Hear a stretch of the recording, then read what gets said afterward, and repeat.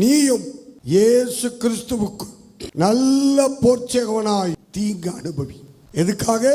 தேவ வல்லமைக்கு ஏற்றபடி, சுவிசேஷத்துக்காக.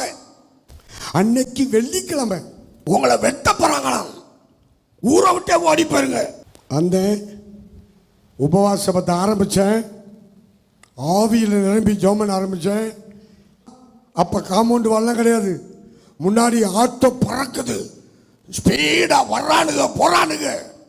கர்த்தர் நல்லவர், ஒரு பய கூட உள்ள கால் வைக்க முடியாதபடிக்கு கத்தத்தமுடைய அக்கினிமயமான தூதர்களை காவலுக்கு நிறுத்தி விட்டான். 24 மணி நேரத்தில் தரமட்டமாக்குவேன்னு சொன்னான். ஆளே இப்ப இங்க இல்ல. இந்த கல்லின் மேல் மோதுகிறவன் எவனோ அவன் நொறுங்கி போவான், இந்த கல் எவன் மேல் விழுமோ அவன் நசுங்கி போவான் என்று கர்த்தர் சொல்லி இருக்கிறது. தீங்கு அனுபவிக்கிறதுக்கு அவ்வளவு வேதனைப்படுறோம், கஷ்டப்படுறோம். ஆனால் பவுலையா சொல்றாரு, அவைகளில் ஒன்றையும் குறித்து நான் கவலைப்பட மாட்டேன், நான் அழைத்த அழைப்பில் உறுதியாக இருப்பேன். கிறிஸ்துவோடு கூட பாடுபட்டாதான் நம்ம சுதந்திரவாளியா வாழ முடியுமா? அந்த சுதந்திரம் நமக்காக பரலோகத்தில் தேவன் வைத்திருக்கிறார். அழிந்து போற பொண்ணு புடமிட புடமிட புடமிட அது ஜொலிக்கு பாருங்க.